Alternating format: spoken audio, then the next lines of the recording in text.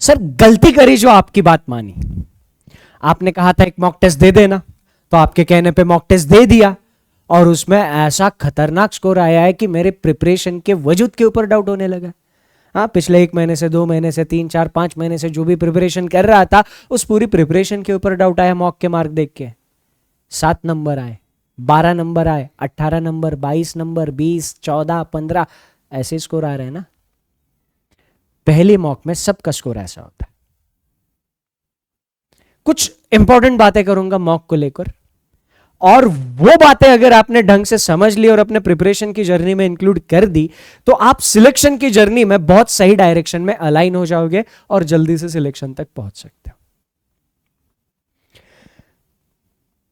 एक example coat करता हूं, शुभम सिंह, बहुत बार नाम सुना आपने मेरे मुंह से अगर आप मेरे सेशन रेगुलरली अटेंड कर रहे हो। SBI PO all India rank 95, 2.5-3 महीने की प्रिपरेशन, क्रेडिबिलिटी मैंने बता दी है ना। शुभम सिंह अपने स्टूडेंट है, ऑल इंडिया रैंक 95 निकाले हैं। जब उन्होंने पहले मॉक दी थी उनका स्कोर 20 से 25 के बीच में था। एग्जैक्ट नंबर अभी मुझे याद नहीं आ रहा, बट 20 से 25 के बीच में उनका एग्जैक्ट नंबर है। उनका इंटरव्यू अभी भी अपने चैनल पर है, आप देख सकते हो। जिस इंसान ने all India rank 95 SBI PO में निकाली है, पहली मॉक में उसका स्कोर 20-25 के बीच में आउट ऑफ 100। सबका परफॉर्मेंस पहली मॉक में ऐसा ही होता है। सवाल यह है कि पहली मॉक में कितना आया, इससे यह डिसाइड नहीं होता आपका सिलेक्शन होगा कि नहीं होगा। पहली मॉक के बाद आप क्या करते हो इससे डिसाइड होता है कि आप सिलेक्शन तक पहुंचोगे नहीं पहुंचोगे। वही सारी चीजें मैं इस सेशन में डिस्कस करूंगा। सबसे पहला पॉइंट, सर मार्क्स इंपॉर्टेंट है ही नहीं। मार्क्स इंपॉर्टेंट है ही नहीं। एक बार फिर रिपीट करता हूं, मार्क्स इंपॉर्टेंट है ही नहीं। तो मार्क के बेसिस पे अपने आप को जज करना, अपनी प्रिपरेशन को जज करना बंद करो। क्यों इंपॉर्टेंट नहीं है? पहले तो मैंने शुभम सिंह सर का एग्जांपल बता दिया। हाँ, दूसरा एक चीज सुनो क्यों इंपॉर्टेंट नहीं है। 5 मॉक्स आपने दे दिए। पहली मॉक इजी थी, दूसरी मॉक सुपर इजी थी, तीसरी मॉक मॉडरेट थी, चौथी भी मॉडरेट ही थी, 5वीं मॉक डिफिकल्ट थी। क्या इन 5 मॉक में आपका स्कोर सेम होगा?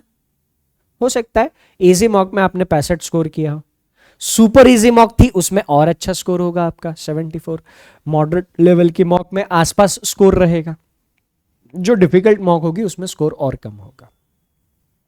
तो ये पहला पॉइंट आपको समझ में आ रहा है सर?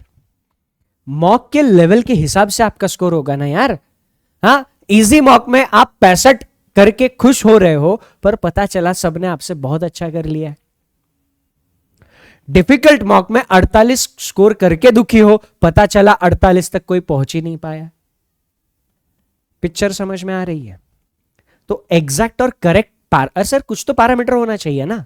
चलो आपने बोल दिया मॉक्स में मार्क्स इंपॉर्टेंट नहीं है, बट खुद की प्रोग्रेस ट्रैक करने के लिए कुछ तो क्राइटेरिया होना चाहिए, कुछ तो बेंचमार्किंग होनी चाहिए। वो क्या बेंचमार्किंग है मैं आगे चल के बताऊंगा। पहले ये क्लियर कर दूं कि इस सेशन में मैं क्या क्या डिस्कस करने वाला हूं। All about मॉक्स। मॉक्स को लेकर जो भी सारी चीजें हैं A to Z सारी डिस्कस करूंगा। हो सकता है वीडियो थोड़ा सा बड़ा हो, आपको अगर एकाध मतलब आप ये पता है तो डायरेक्ट ये वाली चीजें देख सकते हो, और जो पॉइंट आपको पता है उसको स्किप करके आप आगे जा सकते हो। 4 पॉइंटर्स मैं बेसिकली डिस्कस करने वाला हूं। मॉक कब देने चाहिए, कहां से देने चाहिए, रिसोर्सेस क्या क्या हो सकता है और कितने देने चाहिए। दूसरा मैं डिस्कस करने वाला हूं मॉक अटेम्प्ट कैसे करें। तीसरा मैं डिस्कस करने वाला हूं मॉक देने के बाद उसका एनालिसिस कैसे करें, और चौथा डिस्कस करने वाला हूं मार्क्स कैसे बढ़ाएं। अब आप अपने रिक्वायरमेंट के हिसाब से इसमें से जो भी पॉइंट आपको सुनना है सुन लेना, और क्योंकि आप इस वीडियो में आए हो मतलब आपको कुछ ना कुछ चाहिए है ना, तो डायरेक्ट फास्ट फॉरवर्ड करके आपके रिक्वायरमेंट के इधर जा सकते हो, वरना स्पीड बढ़ा के भी ये सेशन को सुन सकते हो। ठीक है, तो आता हूं मैं पहले पॉइंट पर, कब, कहां से और कितने दे। सबसे इंपॉर्टेंट सवाल है ना यार, मॉक देने कब चाहिए।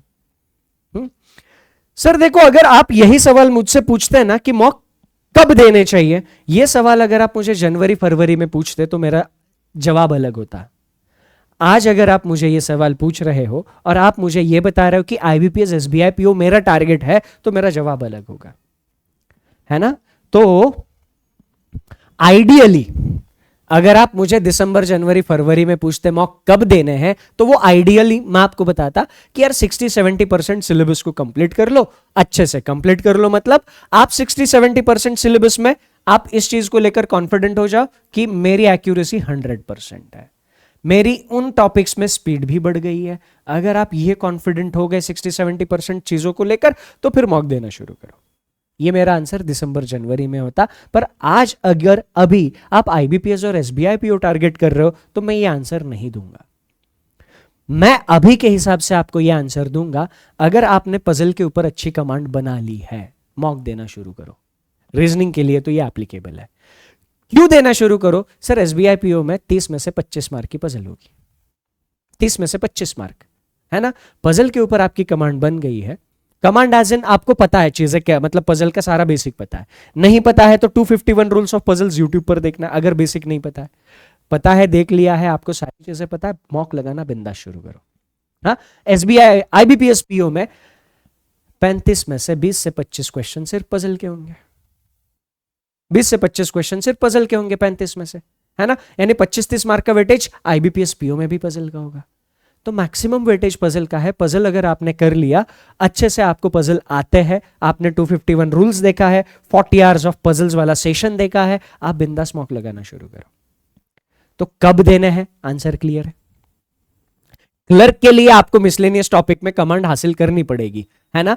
क्लर्क के लिए मैं आपको एक सजेस्ट करता हूं, अगर आपका टारगेट क्लर्क है तो पजल के बाद सबसे पहला टॉपिक जिसमें आप कमांड हासिल करोगे वो अल्फाबेट रखना। अल्फाबेट है ना, सीरीज वाला, number series, word series, alpha numeric symbol series, वो वाला टॉपिक। क्योंकि पजल और वो कर लिया तो 35 में से 20-22 मार्क की प्रिपरेशन हो जाती है। फिर उसके बाद सिलोजिज्म, ब्लड रिलेशन, डायरेक्शन, ये करते रहना। पर पजल और अल्फाबेट क्लर्क के लिए पहली फुर्सत में करना, पीओ के लिए पहली फुर्सत में पजल करना। तो पिक्चर समझ में आ गई, कब देने हैं, कहां से देने हैं। ठीक है। अब यार मैं ये सजेस्ट करूंगा, अगर पॉसिबल हो 2 से 3 प्लेटफॉर्म के मॉक्स आप अपने पास रखो। मॉक में पैसा इन्वेस्ट करो, कोई प्रॉब्लम नहीं है। 2 से 3 प्लेटफॉर्म्स अपने पास मॉक टेस्ट रखो। क्योंकि मॉक में जो आप पैसा इन्वेस्ट करोगे, आपको कभी नहीं लगेगा यार ये मेरा पैसा वेस्ट हुआ। क्योंकि एक्चुअली में मॉक ही आपको अब सिलेक्शन दिलाएगा, अगर आपने कॉन्सेप्ट क्लियर कर लिया। क्योंकि कॉन्सेप्ट क्लियर करने के बाद यार टेस्टिंग तो होनी पड़ेगी ना, वहां पर एग्जामिनेशन में जाने से पहले टेस्टिंग तो करनी पड़ेगी। टेस्टिंग कहां से होगी? मॉक से होगी। सर कौन से 2-3 प्लेटफॉर्म्स है? एक बैंकिंग वाला का टेस्ट पास है, बैंकिंग वाला का टेस्ट पास है, उसमें आपको सारे मार्क्स मिल जाएंगे। एक, बाकी 2 और 3 आप अपने हिसाब से देख सकते हो। मैं आपको बताता हूं कि कैसे देख सकते हो। गूगल पर सर्च कर लेना बेस्ट प्लेटफॉर्म्स फॉर बैंकिंग मॉक्स, ठीक है। आपको सजेशंस आ जाएंगे। थोड़ा रिसर्च में आपको एक आधा घंटा पौना घंटा देना पड़ेगा। आप उसके बाद आप अपने आपको जो सूट करता है आप उसको चूज कर सकते हो। तो कहां से देने क्लियर हो गया? बैंकिंग वाला का टेस्ट पास है, और उसके साथ आप और एडिशनल 2 से 3 मतलब 1-2 और प्लेटफॉर्म आपको अगर देखने, गूगल सर्च कर लेना, कोई प्रॉब्लम नहीं है। ठीक है, ओके। अब आगे तीसरा क्वेश्चन हमारा इसमें क्या है? तीसरा क्वेश्चन हमारा इसमें है कि कितने मॉक देने चाहिए। अब डिपेंड करता है आप कौन से स्टेज पर हो। कितने मॉक देने चाहिए डिपेंड करता है आप कौन से स्टेज पर हो। अगर आपका बैच और सिलेबस कंप्लीट हुआ है, आपकी बैच भी कंप्लीट हो गई है, आपने कहीं से भी करी हो, कोई प्रॉब्लम नहीं है। बैच एज इन आपने ढंग से सारा सिलेबस कंप्लीट कर लिया है, हाँ? तो आप डेली 2 मॉक लगाओगे। कैसे 2 मॉक लगाओगे? एक लगाओगे सेल्फ मॉक और एक लगाओगे मेरे साथ शाम के 7 बजे यूट्यूब पर लाइव। अगर आपने अपना सिलेबस कंप्लीट कर लिया है तो आप सेल्फ मॉक दोगे। सेल्फ मॉक कहां से दोगे? ये 2-3 प्लेटफॉर्म मैंने बताया। हाँ, अगर आप सब्सक्रिप्शन लेते हो तो सब्सक्रिप्शन के अंदर आपको सेक्शनल मॉक भी बहुत सारे मिल जाते हैं, एग्जाम ओरिएंटेड मॉक्स भी बहुत सारे मिल जाते हैं, तो सब्सक्रिप्शन का ये फायदा होता है। ठीक है, तो यहां पर 2 मॉक सिलेबस कंप्लीट करने के बाद एक खुद से लगाना है, रोज लगाना है, रोज लगाओ, और एक मेरे साथ शाम के 7 बजे, और फिर इन दोनों का बस एनालिसिस करना है। सिलेबस कंप्लीट होने के बाद सिर्फ मॉक लगाकर एनालिसिस करना है और कुछ नहीं करना। ठीक, तो रीजनिंग की एक सेक्शनल मॉक आप लगाओगे 20 मिनट, एक मेरे साथ लगाओगे शाम के 7 बजे, लाइव यूट्यूब पर होती है 1 घंटा। ठीक, इन दोनों का एनालिसिस करने के लिए 1 घंटा, रोज 2.5 घंटा सिलेबस कंप्लीट करने के बाद रीजनिंग के लिए दे दिया। रीजनिंग आपका बहुत अच्छा आपको स्कोर दे देगा। सबसे ज्यादा वेटेज भी रीजनिंग का है, प्री में भी और मेंस में भी, है ना। तो रीजनिंग का वेटेज अच्छा खासा है, तो इतना टाइम देने के बाद आप रीजनिंग में बहुत अच्छा परफॉर्म कर ले जाओगे। एनालिसिस कैसे करना है आगे मैंने डिस्कस किया है। अगर आपका सिलेबस कंप्लीट नहीं हुआ, अगर आपका सिलेबस कंप्लीट नहीं हुआ और आप इस कैलकुलेशन के हिसाब से मॉक लगाना शुरू किए हो, है ना, एसबीआई आईबीपीएस पीओ के लिए अगर आपने पजल कंप्लीट कर लिए है, पजल आपको सॉल्व करने आते हैं, तो मॉक लगाओ। अगर आप इस हिसाब से मॉक लगा रहे हो तो हफ्ते में 2 मॉक लगाओ, हफ्ते में 2 मॉक लगाओ खुद से, और रोज मेरे साथ शाम के 7 बजे। आप जो सेल्फ मॉक लगाओगे 2 मॉक हफ्ते में खुद से लगाओगे। अगर आपका ये चीज कंप्लीट नहीं है तो 2 मॉक्स इन अ वीक,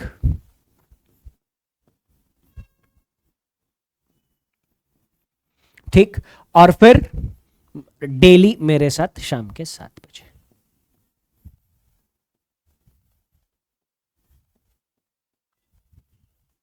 ठीक, अब एग्जामिनेशन के 2 दिन पहले एक भी मॉक नहीं लगानी। आप किसी भी स्टेज पर हो, इस स्टेज पर हो, इस स्टेज पर हो, एग्जाम के 2 दिन पहले एक भी मॉक नहीं लगानी, शांति रखनी है। हाँ, तो उसके पहले, एग्जाम के पहले 2 दिन छोड़कर उसके पहले 7 दिन रोज मॉक लगाओ। आप इधर हो, इधर हो, इधर तो रोज मॉक लगा ही रहे हो, इधर अगर हो तब भी आपको एग्जामिनेशन के 7 दिन पहले कंप्लीट मॉक पे शिफ्ट होना है। ठीक है, कंप्लीट मॉक। ठीक, तो ये पहला चीज क्लियर हो गया, कब देने हैं मॉक, कहां से देने हैं और कितने देने हैं। क्लियर, मुझे नहीं लग रहा कि मुझे अब इसमें मैंने कुछ चीज छोड़ी है।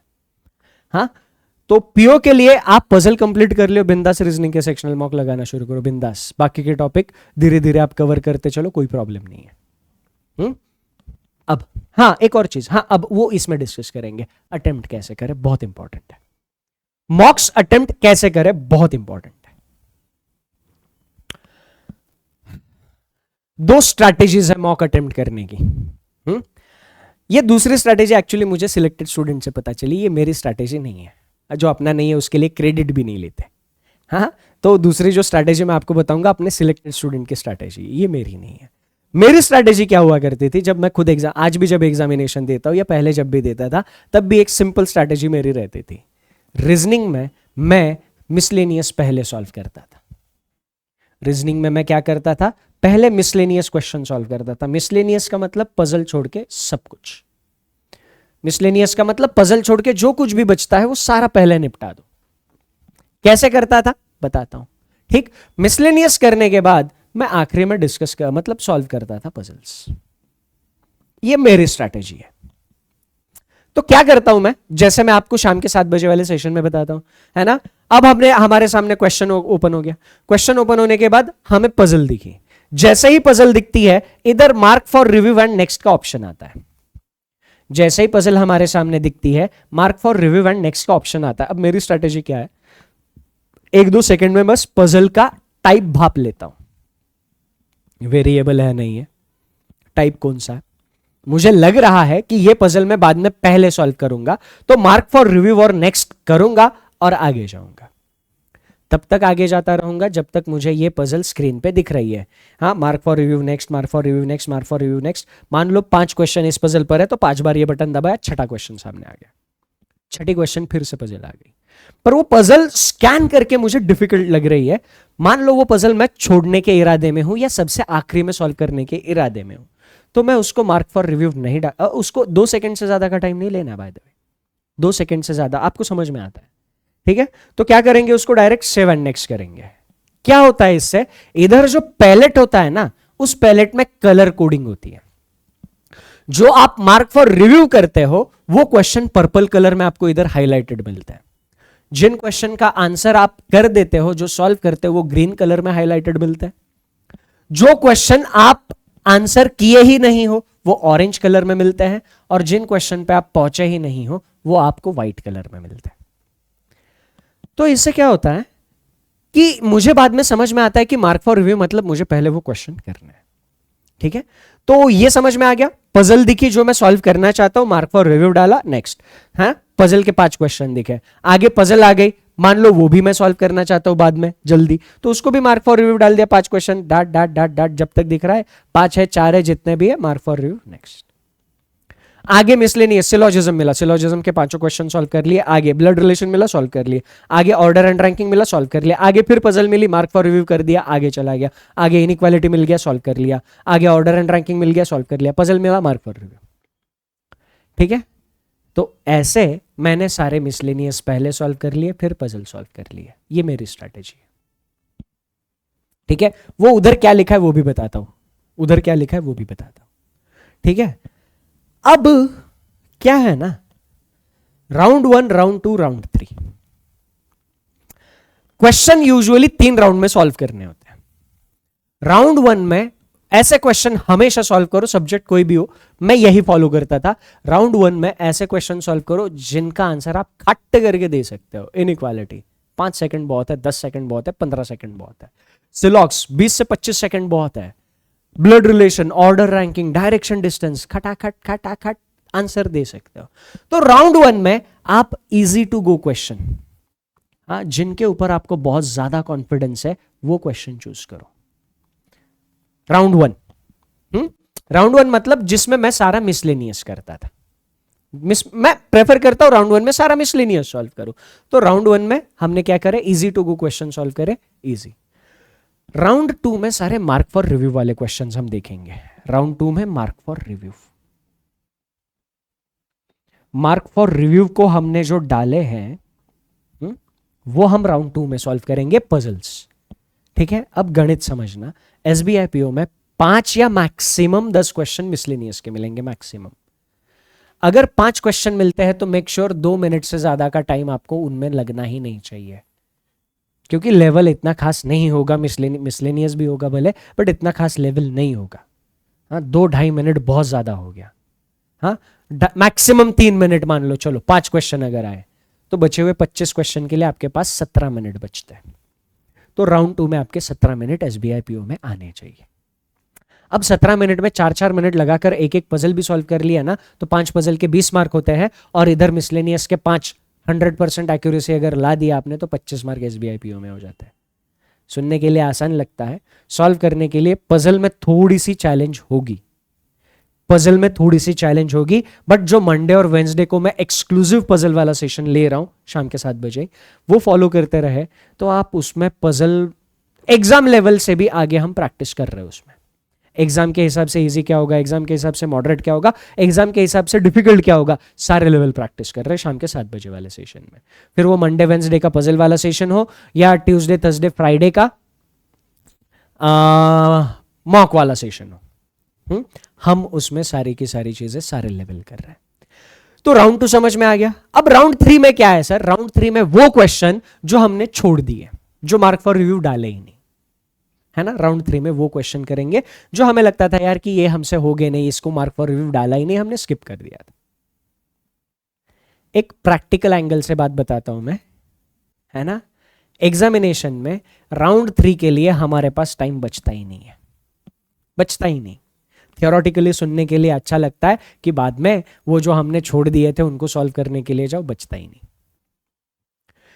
प्रैक्टिकली सिर्फ यही 2 चीजें हो पाती है। आप में से अगर कोई बहुत ही ज्यादा खूंखार है, उसकी पीठ बहुत ही खतरनाक है, तो rarest of the rare case में कुछ ही गिने चुने एस्पिरेंट लाखों में से ये राउंड तक पहुंच पाता है, वरना यही 2 राउंड में अपना काम निपट जाता है, 20 मिनट इधर ही खत्म हो जाते हैं। तो ये वाला खेल समझ में आ गया, ये मेरी स्ट्रैटेजी है। अब मेरी स्ट्रैटेजी से क्या होता था ना, अपना एक स्टूडेंट था, उसको दिक्कत होती थी क्या कि आखिरी में पजल रखता है, सर आखिरी वाली पजल सॉल्व कर ली, हाँ आखिरी वाली पजल सॉल्व कर ली और उसके क्वेश्चन के आंसर मार्क करने गया, टाइम खत्म हो गया। ये प्रॉब्लम उस स्टूडेंट के साथ होती थी। तो उसने क्या किया, उसने एक अप्रोच फॉलो करी जो बाद में उस सिलेक्शन के बाद जब हम मिले थे तो फिर उसके साथ बात करते करते उसने मेरे साथ शेयर करी। तो वो क्या करता था, ऐसा ही मॉडिफिकेशन, अपने रिक्वायरमेंट के हिसाब से मॉडिफिकेशन।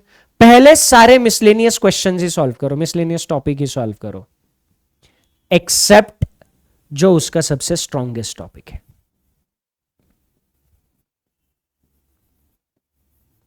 है ना।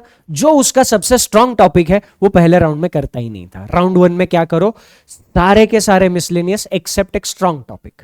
मान लो उसका स्ट्रॉन्ग टॉपिक सिलॉजिज्म है, सिलॉजिज्म के ऊपर 5 क्वेश्चन आए, तो वो पहले राउंड में 5 क्वेश्चन सिलॉग्स के नहीं करेगा। सिलॉग्स छोड़ के बाकी सारे के सारे मिसलेनियस टॉपिक्स उसने कर लिए, पजल सॉल्व कर लिए, आखिरी के 2-3 मिनट उसने भाप लिए, आखिरी के 2-3 मिनट भाप लिए, आखिरी के 2-3 मिनट में जो उसने स्ट्रॉन्गेस्ट मिसलेनियस टॉपिक छोड़ा था वो ले लिया, क्योंकि पजल के लिए उधर बफर टाइम रहता है ना, फिर पजल के लिए उसके पास बफर टाइम रहता था। अब आपको कौन सी फॉलो करनी चाहिए, आपको जो सूट होती है वो फॉलो करनी चाहिए। आपको ये वाली स्ट्रैटेजी सूट करी, मैंने इसका चैलेंज भी बता दिया।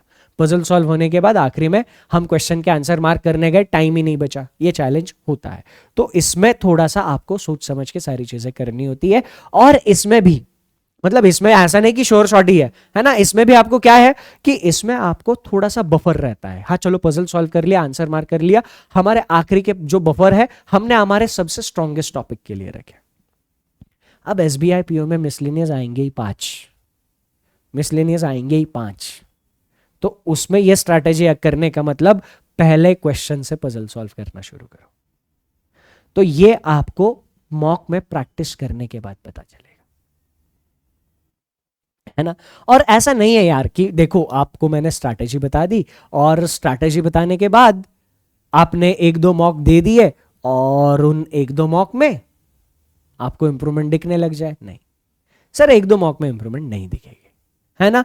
आपको ये जो चीजें मैं बता रहा हूं, ये चीजें 8, 10, 12, 15 डिपेंडिंग आप किस लेवल पर हो पढ़ाई में, आप कितने अच्छे से चीजें करते हो, कितने अच्छे से समझ में आती है, उसके ऊपर डिपेंड करता है कि आपको 6 मॉक में इंप्रूवमेंट मिलेगा, 7 में मिलेगा, 10 में मिलेगा, 12 में मिलेगा, 15 में। पर यह जरूर है कि जो चीजें बता रहा हूं वो करते रहने से आप जहां जिस कहीं पर भी हो उससे तो इंप्रूव करते चलोगे, ये बात जरूर है, इंप्रूव करते हुए चलोगे। ठीक है, तो अटेम्प्ट कैसे करना है, दोनों स्ट्रैटेजीज क्लियर हो गई। ये मेरी वाली स्ट्रैटेजी बता दी, ये अपने एक सिलेक्टेड स्टूडेंट की स्ट्रैटेजी बता दी। आपको जो अच्छी लगती है फॉलो करना, आपको जो सूट होती है फॉलो करना। कौन सी सूट होती है ये मॉक लगा के ही पता चलेगा आपको। ठीक है, तो इसमें भी वही है, राउंड 1 और राउंड 2। राउंड 1 में क्या करा, मिसलेनियस एक्सेप्ट स्ट्रॉन्गेस्ट टॉपिक, और राउंड 2 में क्या करा, राउंड 2 में पजल्स और जो बचा हुआ स्ट्रॉन्गेस्ट टॉपिक था। राउंड 3 का टाइम मिलता ही नहीं, प्री में मिलता ही नहीं। ठीक है, तो राउंड 3 थ्योरेटिकली एग्जिस्ट करता है, प्रैक्टिकली नहीं। अटेम्प्ट कैसे करना है, क्लियर हो गया। अटेम्प्ट करने के बाद सबसे इंपॉर्टेंट एनालिसिस कैसे करना है, सबसे इंपॉर्टेंट। अब यह चीज डिसाइड करेगी आप सिलेक्शन तक कैसे पहुंचोगे, है ना। सर आपने शुरुआत में बताया था कि यार मॉक में मार्क्स इंपॉर्टेंट नहीं है, अब तो बता दो क्या इंपॉर्टेंट है। क्योंकि जैसे ही आप पजल मॉक टेस्ट अटेम्प्ट करोगे, सबमिट करने के बाद आपके सामने रिजल्ट आएगा, रिजल्ट में आप सबसे पहले देखोगे मार्क्स, वही तो नहीं देखना। मार्क्स इंपॉर्टेंट है ही नहीं, पहली स्लाइड मैंने दिखाई थी कि मार्क्स इंपॉर्टेंट है ही नहीं। फिर बेंचमार्किंग किससे करनी है, बेंचमार्किंग करने के लिए 2 पैरामीटर्स है। बेंचमार्किंग के लिए 2 पैरामीटर्स है, accuracy and percentile. Accuracy and percentile marks के बेसिस पे अपने आप को जज नहीं करेंगे। किसके बेसिस पे करेंगे, एक्यूरेसी एंड परसेंटाइल। अब एक्यूरेसी आपको पता है क्या है ना, कितनी एक्यूरेसी होनी चाहिए। ये मेरे से कोई पूछने आता है तो मैं कहता हूं यार एक्यूरेसी होनी चाहिए 100%, क्योंकि मैं एक्यूरेसी के साथ कॉम्प्रोमाइज करना बिल्कुल पसंद नहीं करता। फिर भी थोड़ा सा प्रैक्टिकल लेवल और प्रैक्टिकल एंगल से अगर मैं बात करूं तो यार 95% के नीचे एक्यूरेसी तो जानी नहीं चाहिए। मतलब अगर कॉम्प्रोमाइज करनी ही है एक्यूरेसी तो 5% से ज्यादा क्या नहीं होना चाहिए, 95% के आसपास एक्यूरेसी रहनी चाहिए। 100% वुड बी, 100% एक्यूरेसी के अपने बेनिफिट्स हैं। मैंने आपको बताया कि आपकी एक्यूरेसी 100% है, आपको बोनस मार्क्स मिलता है, ग्रेस मार्क्स मिलता है 100% एक्यूरेसी के लिए। तो 100% एक्यूरेसी हमेशा बेहतर सिनेरियो है। अब परसेंटाइल, अगर ये आपको पता नहीं है तो परसेंटाइल मैं आपको बता दूं, परसेंटाइल एक ऐसा नंबर है जो आपकी रिलेटिव परफॉर्मेंस दिखाता है। मान लो आपने जो मॉक टेस्ट अटेम्प्ट किया वो मॉक टेस्ट 1000 लोगों ने दिया और आपकी परसेंटाइल आई 50। आपने जो मॉक टेस्ट अटेम्प्ट किया वो मॉक टेस्ट 1000 लोगों ने दिया और आपकी परसेंटाइल आई 50। इसका मतलब उस मॉक टेस्ट में 50% लोग आपके आगे हैं। 1000 में से 500 लोग आपके आगे, परसेंटाइल रिलेटिव परफॉर्मेंस दिखाता है। अगर वो मॉक टेस्ट वाकई में डिफिकल्ट है तो वो सिर्फ आपके लिए नहीं, सबके लिए डिफिकल्ट होगी। अगर वो मॉक टेस्ट वाकई में इजी है तो वो सिर्फ आपके लिए नहीं, सबके लिए इजी होगी, सबके स्कोर उसी हिसाब से होंगे। तो सिलेक्शन हमें परसेंटाइल दिलाता है, मार्क्स नहीं। दो मॉक्स है, मान लो दो मॉक्स है, मॉक ए और मॉक बी। मॉक ए में आपका स्कोर 100 में से आ गया 90, आप बहुत खुश हो रहे हो। मॉक बी में आपका स्कोर 100 में से 60, आप बहुत दुखी हो। पर अगर आपने मॉक ए में 90 स्कोर करके आपकी परसेंटाइल 70 है, मान लो आपकी परसेंटाइल 70 है, और मॉक बी में 60 स्कोर करके आपकी परसेंटाइल 85 है, मान लो, आपकी ये परफॉर्मेंस बेकार है। आपकी ये 90 मार्क्स लाने के बाद भी परफॉर्मेंस बेकार है, क्योंकि आपकी परसेंटाइल 70% है। 70% मतलब 30% लोग अभी भी आपके आगे हैं। 60 मार्क आने के बावजूद आप सिर्फ 15% लोगों से पीछे हो, तो ये परफॉर्मेंस आपकी अच्छी है। तो अब समझ में आ गया कि मॉक की परफॉर्मेंस मार्क्स के बेसिस पे नहीं, एक्यूरेसी और परसेंटाइल के बेसिस पे जज करते हैं। सर आपने एक्यूरेसी का तो बता दिया, अब थोड़ा सा परसेंटाइल का भी बता दो कितना होना चाहिए। परसेंटाइल की सिलेक्शन वाली रेंज है 95। 95% से आगे आपकी परसेंटाइल होनी चाहिए। अब ये डे वन से नहीं होगी, डे वन से नहीं होगी। अगर डे वन से आपकी 95 प्लस परसेंटाइल आती तो आप ना ये वीडियो देख रहे होते, ना मेरी कोई बात सुन रहे होते। आप बोल रहे होते ए मास्टर अपन पहले से जुदर है, हाँ तो ज्यादा ज्ञान ना। हाँ, तो पहले दिन से इधर नहीं होती। तो हमें इधर पहुंचना है, ये अचीव करना है। ये पहले दिन से हम ला सकते हैं। एक्यूरेसी 95% प्लस हम पहले दिन से ला सकते हैं। तो ये हमारे हाथ में है। इसके लिए थोड़ा टाइम लगेगा। कैसे इसको अचीव करना है वो भी मैं डिस्कस कर रहा हूं, है ना। तो इसको अचीव करने के लिए सबसे पहले मॉक का एनालिसिस समझते हैं। मॉक टेस्ट का एनालिसिस कैसे करते हैं। देखो, अब ये जो सिनारियो है ना, मैं आपको जो बता रहा हूं, ये बहुत सोच समझ के मैंने सिनारियो में आपके साथ डिस्कस कर रहा हूं। यार रीजनिंग का मास्टर हूं तो हमेशा यही कोशिश रहती है कि कोई पॉसिबिलिटी छूटे ना। तो जब मैं कोई चीज आपको बता रहा हूं ना, तो मेरी यही कोशिश है कि इसमें कुछ चीज छूटे नहीं। तो मेरे पॉइंट ऑफ व्यू से, टॉपर के पॉइंट ऑफ व्यू से, जिनको पढ़ने में बहुत ज्यादा परेशानी होती है उनके पॉइंट, सबके पॉइंट ऑफ व्यू से मैं सोच के आपको ये चीजें कन्वे कर रहा हूं, है ना। इसीलिए मैं हमेशा कहता हूं कि मेरे सेशन में कही हुई हो सकता है सारी बातें आपको रिलेटेबल ना हो। हाँ, आप जिस स्टेज पर हो उसके हिसाब से आपको बातें रिलेटेबल कुछ ना कुछ जरूर होगी। ये आपकी स्टेज के ऊपर डिपेंड करता है ना। अब देखो, मॉक का एनालिसिस कैसे करना है। मॉक जब आप सबमिट करते हो ना, सबसे पहले आपने ये देखा आपकी एक्यूरेसी कितनी है, परसेंटाइल कितना है। एक्यूरेसी अगर 95 से कम है, खुद को गाली मारो, बिंदास गाली मारो खुद को। एक्यूरेसी, क्योंकि ये अपने हाथ में है। हाँ, फालतू का ज्यादा रॉबिनहुड नहीं बनने का। जिधर कॉन्फिडेंस है वही क्वेश्चन सॉल्व करने का, सही से करने का, ठीक है। परसेंटाइल देखो, परसेंटाइल देख लिया, हाँ चलो ठीक है, 50 दिखा, 60 दिखा, 65 दिखा, जो भी दिखा ठीक है, टेंशन नहीं लेना। इसको इंप्रूव करना है, तभी तो मैं और आप साथ में। कैसे इंप्रूव करना है, तो सबसे पहला एनालिसिस। मॉक टेस्ट में ये दोनों चीजें देखने के बाद एनालिसिस के ऊपर जाएंगे। दो ही सिनारियो है। कौन से दो सिनारियो है सर? पहला सिनारियो, आपने कुछ क्वेश्चन सॉल्व करे हैं और कुछ सॉल्व नहीं किए हैं। इसके अलावा कोई सिनारियो है? नहीं। जो क्वेश्चन आपने सॉल्व किए हैं उनमें से कुछ क्वेश्चन सही है, कुछ क्वेश्चन गलत है। इसके अलावा कोई सिनारियो है? नहीं। जो क्वेश्चन आपने सॉल्व नहीं किए, दो ही रीजन की वजह से स्किप किए, या तो आपने टाइम की वजह से उस क्वेश्चन को छोड़ दिया, मतलब क्वेश्चन के लिए ज्यादा टाइम लग रहा था इसीलिए छोड़ दिया, या फिर आपसे वो क्वेश्चन इसीलिए छूट गया कि टाइम ही आपको सफिशिएंट नहीं मिला, आप उस क्वेश्चन तक पहुंच ही नहीं पाए। तो टाइम कंस्ट्रेंट की वजह से आपने क्वेश्चन स्किप कर दिया या हो गया कुछ भी। हाँ, और दूसरा रीजन है स्किप करने का, सर आता ही नहीं था। अब आता ही नहीं था तो कैसे करें? इसके अलावा कोई सिनेरियो है? नहीं। तो अब इसके अलावा मॉक में सिनेरियो हो ही नहीं सकता। हो ही नहीं सकता, अगर आपको मिलता है तो मेरे को बताना, है ही नहीं। अब यहां पर है ना, सबसे पहले हमें ध्यान कहां पे देना है सर? सबसे पहले ध्यान हमें यहां पर देना है, ये हमारी फर्स्ट प्रायोरिटी है। जिंदगी में अगर हम किसी चीज के लिए टाइम दे रहे हैं तो वो टाइम गलत नहीं जाना चाहिए। मॉक टेस्ट में अगर हमने किसी क्वेश्चन के लिए टाइम दिया है और वो क्वेश्चन को टाइम देने के बाद भी वो क्वेश्चन गलत हुआ है, सबसे पहला ध्यान उधर जाना चाहिए।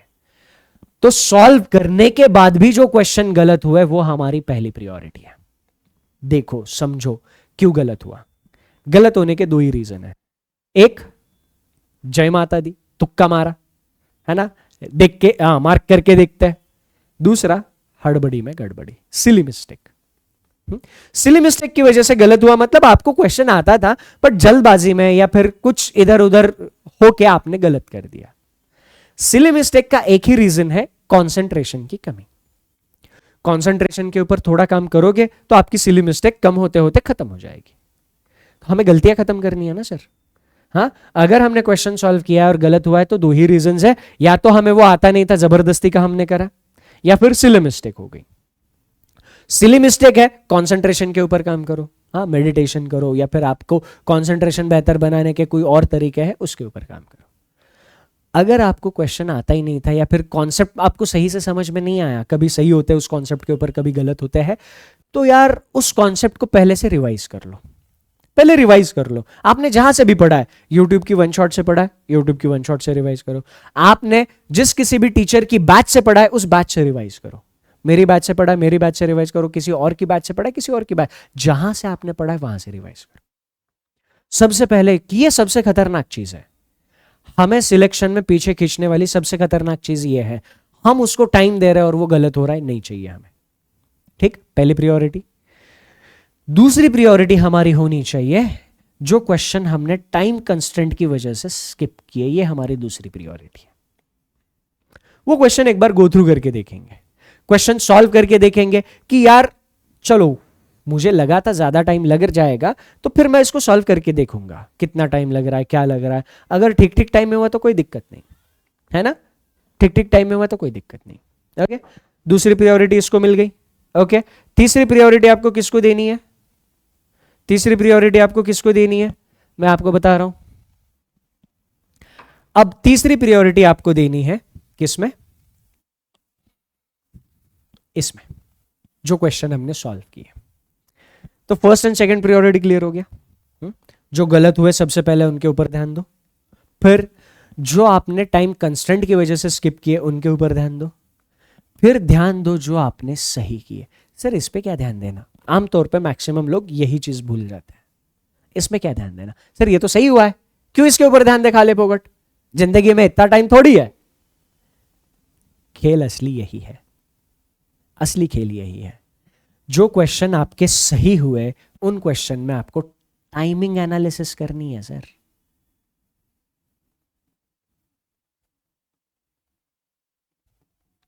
जो क्वेश्चन आपके सही हुए उनका टाइम एनालिसिस करना है। सिर्फ सही सॉल्व करके थोड़ी ना बात बनेगी यार, क्वेश्चन सही सॉल्व के बाद नहीं बनेगी।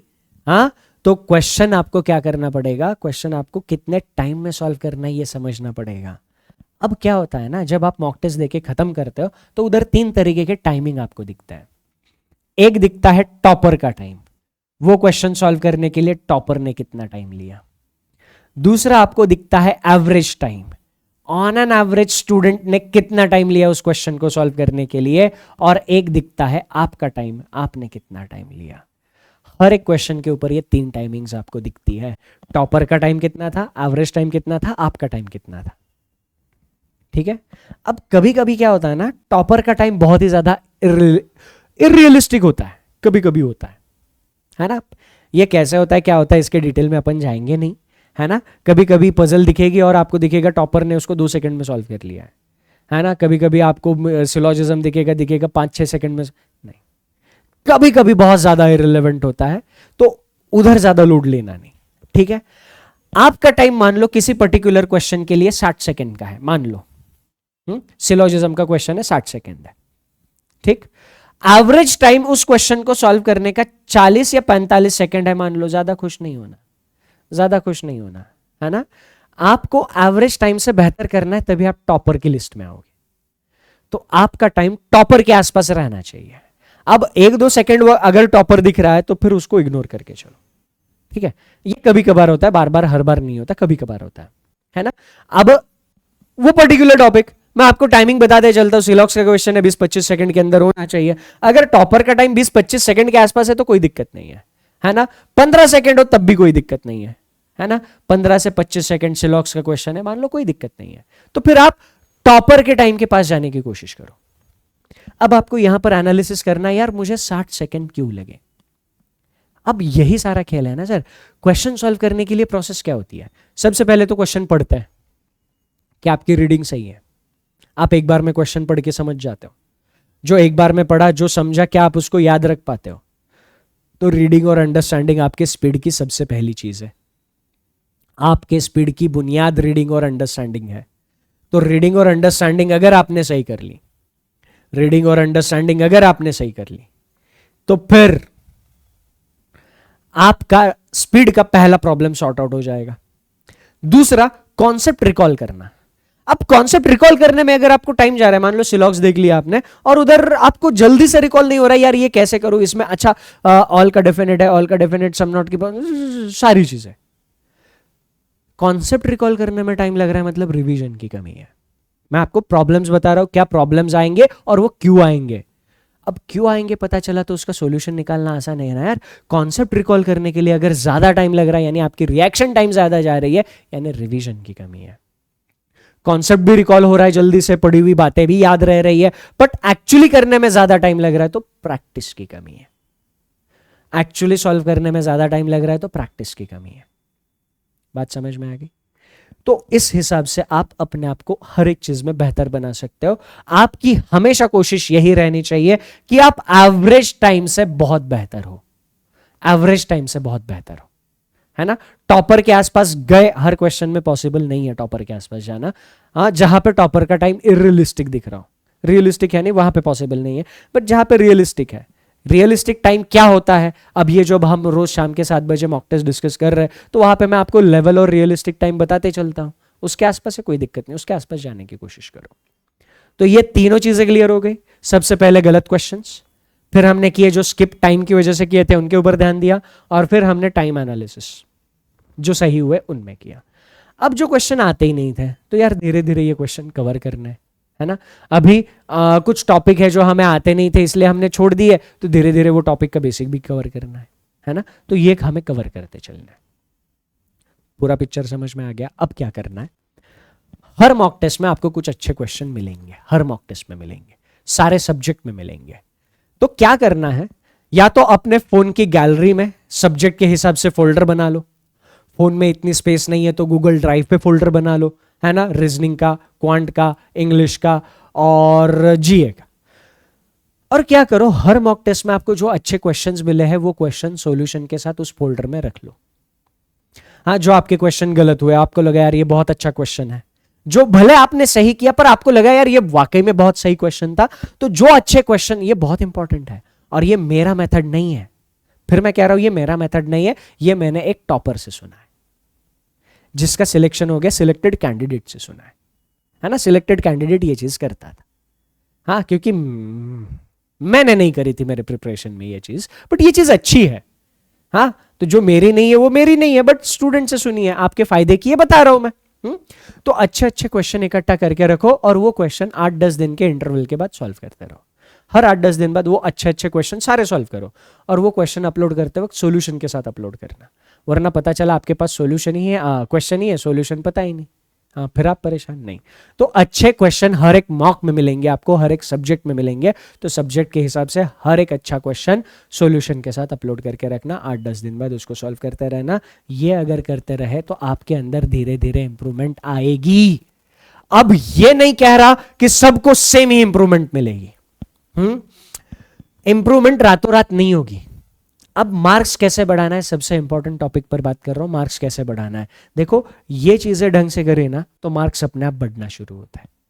मार्क्स अपने आप बढ़ना शुरू होते हैं ये चीजें करने से। एनालिसिस सही तरीके से करते हो, मार्क बढ़ना शुरू होता है ना।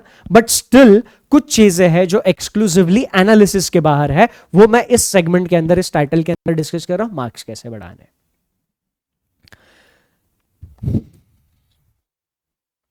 सबसे पहला, एक्यूरेसी स्पीड से ज्यादा इंपॉर्टेंट है, ये चीज ध्यान में रख के आप क्वेश्चन मतलब मॉक अटेम्प्ट करोगे, क्योंकि माइंडसेट का खेल है।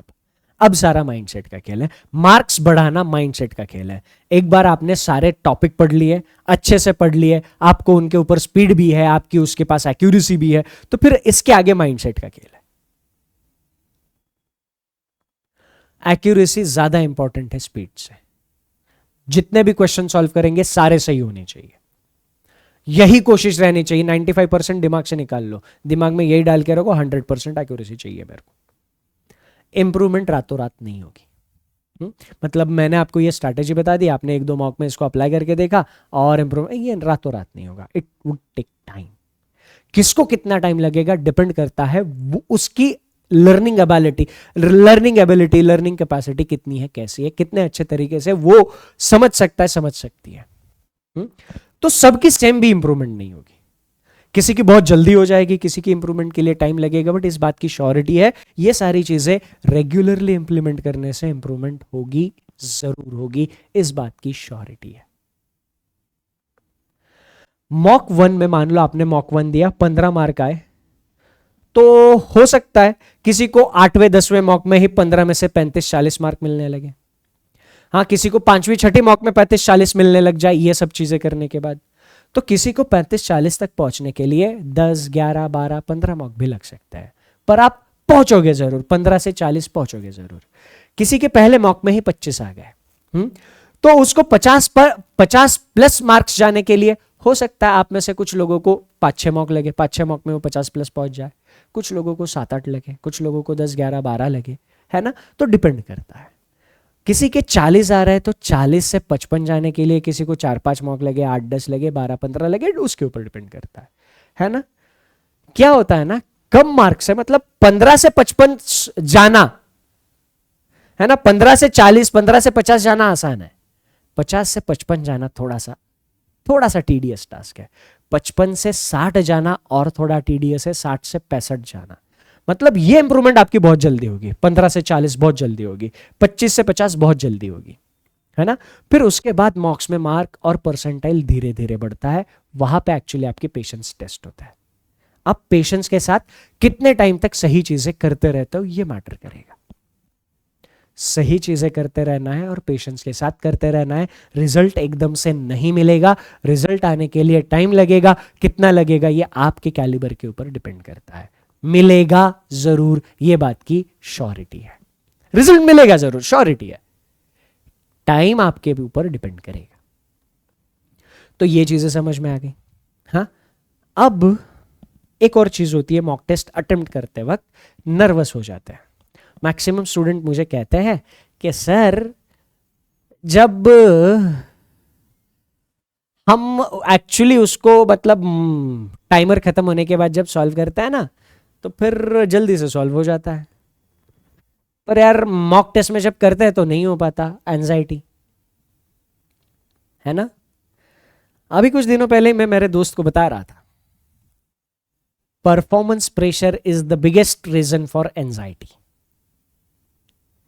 परफॉर्मेंस का प्रेशर क्यों लेना है, मोमेंट को एंजॉय करो। तो मॉक टेस्ट में आप किस क्वेश्चन को कितना टाइम में सॉल्व कर रहे हो ये उस वक्त सोचना ही नहीं है, उस क्वेश्चन को सॉल्व करना, एंजॉय करो।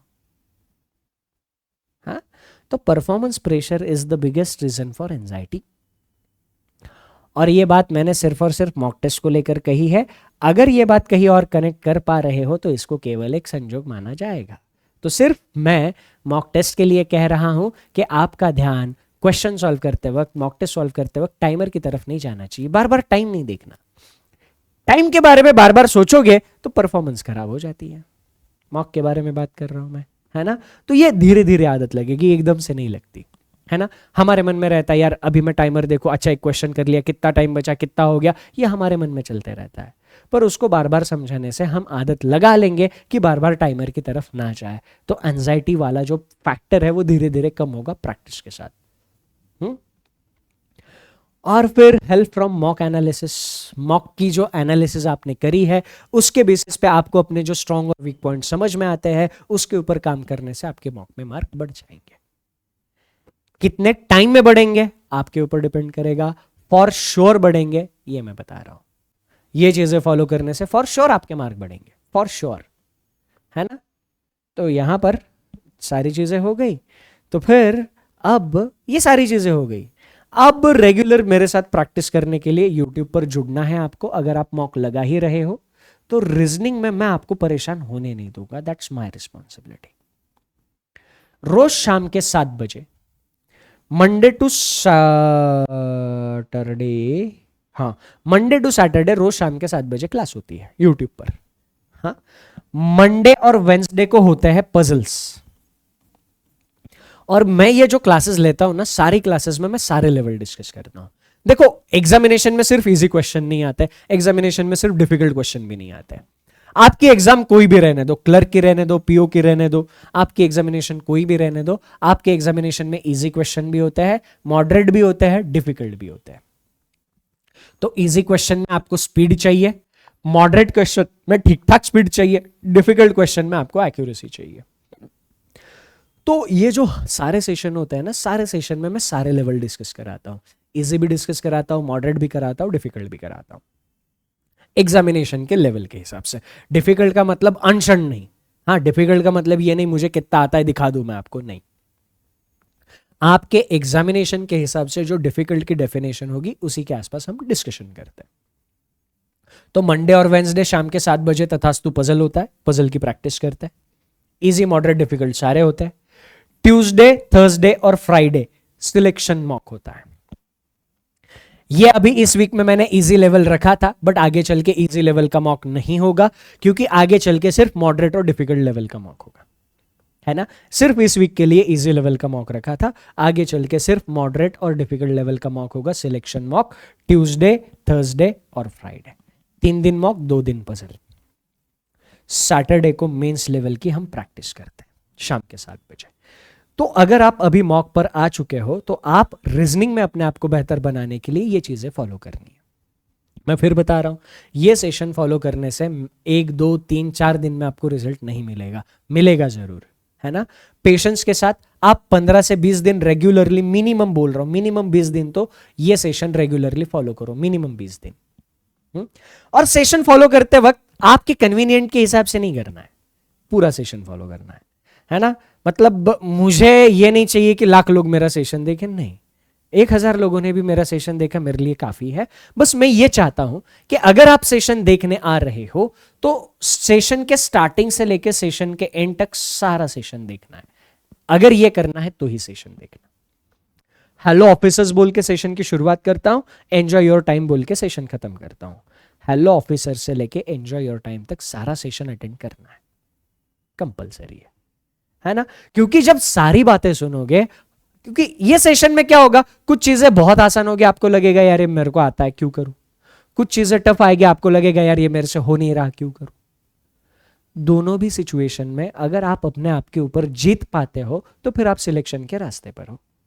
जहां पे आपको चीजें आसान लग रही है वहां पर पेशेंस के साथ आसान चीजों को भी करते रहना सिलेक्शन लेने की निशानी है। जो चीजें आपको समझ में नहीं आ रही, पेशेंस रख के उन चीजों को समझकर सॉल्व करना सिलेक्शन लेने की निशानी है।